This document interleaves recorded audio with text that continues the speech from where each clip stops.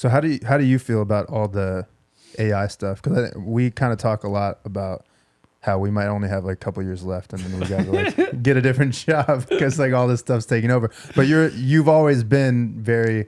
This is the future. I'm on the CDJ in 2003. I got my new hardware. Are you worried about that at all? Or you're just like, no, I got this. I'm tech savvy. So a little bit of history of electronic music. Electronic music was developed by being obsessed with new technology. Like when Kraftwerk started making their music, they were like, the synths and all that. yeah, the synths, this is new. We are robots, let's make music with all of these futuristic ideas. And I've always been in that mind state. This is the base of dance music. It was never like, oh, let's stick to this and be very conservative about it. It was always pushing the boundaries. Now we're at a new boundary with AI, and I welcome it, although it's frightening and scary, but also very intriguing. Obviously, we know what it does and what the impact would be for us next. But I'm excited, actually. It's going to be weird and different. And what is it that's going to be left in the near future? I saw this shout out to my Dutch DJ, Tim Hawks. He put a TikTok up. And the thing was, like, you got to guess which track is made by AI and which track is made by a human. So he put on the first track. It was a dope house track. And then the second track came on. It was the most basic and cheesy. And it was really clear what AI did and what he did. So that's intriguing. Obviously, AI will improve, and it's only a matter of years. But there's still something there where it's like that... We are the gold. Humans are the gold. We can do stuff that AI can't even fathom because it's all algorithmic and all based on what's happened before. Yeah, I think we talked about this last time on the pod, but there's this artist I'm sure you're aware of named Anima, and he's like huge at the Sphere right now, and his visuals are insane. And we were just talking about, say it was 3-4 years from now, would those fans still go to that same level quality show, music, production if there was no human? And we were like, yeah, they probably would. Yeah. So that's where my mind goes of like, there's going to be like a label or like a company. There's going to be like a team, like how they make a Marvel movie where there's like a team of animators. There's going to be like a team of nerds that they're not musically inclined at all. And they'll be like, all right, here's what we're creating. And we're going to launch it here, and it's going to go at the Sphere, and there's not going to be a person, and no one's going to care. Right, but there's still people involved with it, and it's still about, curation and having taste and like creating an collective experience for people, So it's obviously not the same as, what people are doing now, but I think it'll still maybe, draw people in, Yeah, it's fascinating because Anima is based on all of those amazing graphics, right? Right, and yeah. the experience. And it's funny, you mentioned a couple of nerds coming together and design all of this. And I'm thinking, no, it's probably going to be a couple of AIs thinking this up and presenting it and then taking over like that. It's funny, right? Well, that's kind of what it is. You're just hitting render a million times until you get the best thing that the image you makes love. sense. Yeah. And I wonder about this too with some of the movies that are coming out. There's a big controversy, I guess, with the Snow White movie because it's bombing or whatever. You were talking about the Snow White. But I think did you like the movie, Kev? I haven't seen it yet. Oh, okay, but the box office is I'll bombing. But I think part of the issue is now that we can create things so much quicker and cheaper that if you're Disney and you're like, oh crap, we put $200 million into this movie, the fans are back. They're giving us backlash about the elves or not the dwarves. The dwarves aren't right. We got to redo it. Oh no, like the animation's bad. We got to redo it. And then you go to see the movie and you can like obviously tell that it's been reshot and like recut and rewritten like 3 times.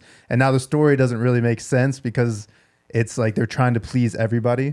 Whereas before you were like, okay, the writing's done. We're shooting the movie. There's no going back. We already finished this. And like, you either like it or you hate it, and they just had to like live with it. Well, chiming into that, there's this movie called Flow, which is about a cat, or is it Flow? Like, and it won these awards, but then they found out that it was made with free software, free 3D visual software. You got to check it out. My kids love it. And I feel this is the first step into, this is the bigger picture.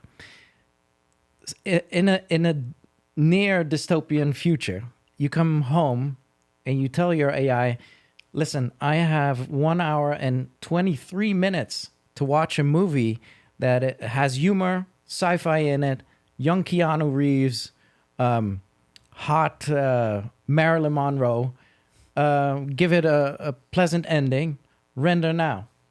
Yeah. So then it comes down to owning the IP. Yeah. Which And is- yeah. then you sit down and watch that movie, and it's a great movie, and you're like, hey, send it to your friends, and it'll be like made on the spot. Yeah. Yeah. And same with music, you know, with the ability to come out with full tracks, it's going to be a matter of curation where it's just on the fly. You get live. Because how much time do we spend scrolling on Yeah. Netflix? Like, oh, I don't want to watch this. What do I want to watch? Oh, this is too long. Oh, I'm bored now. And it's like the AI can give that to you, and you don't need to scroll anymore. I think this is why companies are buying catalogs of music, Yeah, because it's about the IP, and they know that this is coming.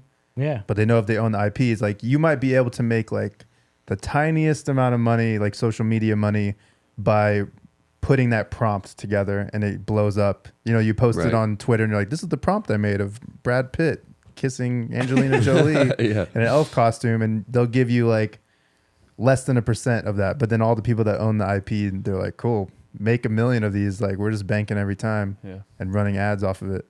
Yep. Because they're gonna be able to have AI to be able to track, like even if you cross it. But that's why they want to own so much of it, right? Like a big catalog, because otherwise it would get messy. Yeah. Because then Universal can say, no, we own Brad Pitt's likeness. You can't make him kiss Angelina Jolie. Nope. Sony owns Angelina Jolie. Oh, right. Yeah, exactly. Yeah, there's a couple of rules that need to be not broken but open up for all of that for sure. But yeah, I can Yeah. see that looming up in the near future. But and that's what's interesting. We kind of started as songwriters, so we have a lot of songwriting friends, and there's a lot of people posting on Instagram, and they're kind of mad about the Spotify stuff. I don't know how much you follow Daniel Ek, the owner of Spotify. I think it was either early this year or late last year. He sold a bunch of shares and he made like $350 million. Have you been following this? Yeah, A lot of that. people post. And everyone's mad because they're like, he made more money last year than the biggest music artist in the world. That's so messed up. And I think he's worth $8 billion or something. So where do you see that with these platforms? And you have this guy like Daniel Ek who's becoming a billionaire, and he's literally bigger than they might even said like all the biggest musicians combined. He like made more money. There's more nuance to that, obviously, but some people would say that's a bad thing because they're able to lower like the amount of publishing that you would make or your royalties. You kind of don't have like what backlash do you have? Like you could boycott Spotify, but then no one listens to your music. Let me take you back to the mid '90s. It's where I started making music. Napster. Not even. This was okay. before. I'm talking about putting vinyl out. So my first 5 years of putting music out was on vinyl, and I remember I only needed to sell about 1,700 copies to be able to pay my monthly rent, and these were underground tracks. So can you imagine like streaming 1,700 Right. streams and being able to pay your rent off of it? These were different times, man. There was a ton of money in music. And now, indeed, shout out to the Spotify CEO guy. Good for him. But the money is now somewhere else. And it's crazy to think about how we got to this place. It's advertising, and I talk about this all the time. We were talking about how podcasting's so big, but it's because if there's a 3-hour podcast versus a 3-minute song, Yeah. that you have way more advertising on this Yeah. long podcast. Even if it doesn't get, the podcast can get 10,000 views, and you're going to make more money than a song with 1 million views because there's 10x the amount of time that you're watching it. Yeah. Yeah. So I guess what I'm trying to say is money will always be sitting somewhere, and somewhere it gets funneled. Yeah, there's always a way Right. to monetize it. Yeah. Yeah. And I am actually very much a fan of the idea of of taking it back. Like I actually love initiatives like Bandcamp, where it's like all of a Yeah. sudden you can make $2 or $1 off of a sold track. And furthermore, if you create your own little niches and pockets of super fans where you just keep it to yourselves, it's much more interesting. Because it felt there was like a second where people thought that was going to be NFTs. I know. And it didn't Yeah. happen. It didn't happen. Everyone, all the independent artists were like, "Oh, this is it. This is our revolution. Right. We're gonna have NFTs. The fans are gonna come back. They're gonna be diehard fans again. They're gonna buy, like you said, I could sell 1,000 albums, but I'll sell them at $100 a pop, and they'll be rare, limited edition, and I'll be able to pay my bills for the year." Right. Maybe it comes down to like the massive artists doing that, because I feel like it's always like maybe the smaller underground artists that are maybe doing these things that where it's like, you know, if Drake did it or something like that, then that would completely change the game. But, you know, he signs another deal with Republic for $100 million and he's locked in, you know, so it's like. There's also the power of leaking. Yeah, yeah. It's like, how do you control that? I'm saying like, Yeah. what was like Kanye, he had that little toy box thing that he said he like sold his album on. Do you remember that? Yeah, with all the stems on it. Yeah. You could like remake the Did album. that ever or whatever. get leaked? Did people, were they able to hear that? I don't know. That's a good question. It has to have been somewhere. Yeah. I guess you You can can see it. have it pulled down, but yeah, I don't know. It's changing a lot. Yeah, it's changing fast, so we have to be ahead. That's why we have Laidbackluke on the podcast. So we can start thinking ahead. Yeah. Well, let's start thinking ahead, because one thing that's really powerful in the age of AI is, look, give me a hand. Power of touch. Yeah, I'm yeah. touching the Snow White Right. guy right now, and it feels great. He loves Snow White. Feels great. It feels warm, and it's like AI can't do that right now. Right. Just a hug or being in a sweaty room with a whole lot of people, that is a value right now where you get the experience, right? That is where it's at least the coming 5 to 10 years until the robots take over. Yeah, I've seen a lot of That'd be entrepreneurs, not even just in music business, but they're saying like, now's the time to lean into IRL, is what they say Yeah, in real life. in And these real are just life. business people, you know, like a Tony Robbins or like a Grant Cardone, people that do these live events, or even they don't do live events, or like, I'm going to start doing. We did a podcast with Ryan Pineda, and it's like he's doing live events all the time. He was like, I started with a couple a year, and now I do one every month, and I just do these like mini live events, because he knows the value of everyone's so much in the digital space that they have such fewer live interactions, that the ones that they have, they're super valuable now. Exactly. Imagine Right. if you had live interaction every day, like our parents growing up in the 50s or whatever. That one day interaction, they might forget the next day. But if you're in your house on Call of Duty every day, and then you run into that one cool guy, you had that really deep conversation, you'd be like, wow, that guy was cool. Yeah. Yeah, and I don't know if your Instagram AI girlfriends would like it, but you can never actually meet those yet. The robots. The Right, sex yeah. robots. Yeah, Uh-huh. yeah. What- Because that's a thing right now, right? Your AI girlfriend or whatever. Right. AI models or whatever. Yeah. Yeah. Yeah. What are some ways you think electronic artists can like continue like to have human aspects to their music? Because I know like other genres, maybe they just strip back and maybe do less produced or whatever, but electronic music is, you know, made on computers. So how can we still remain like to have that, like that human aspect of it in music? Yeah. So it's interesting, right? What I've been telling a lot of young and up and coming talents is almost, and this is a hot take, right? Do not try and learn to make music anymore, because in a few years that's going to be obsolete. Like a waste of time. A waste of time. I Right. mean, if you want to waste that time, and because I love it, you know, tweaking knobs and getting the perfect production, but it's not needed anymore. So it's going to be quantity over quality. Right.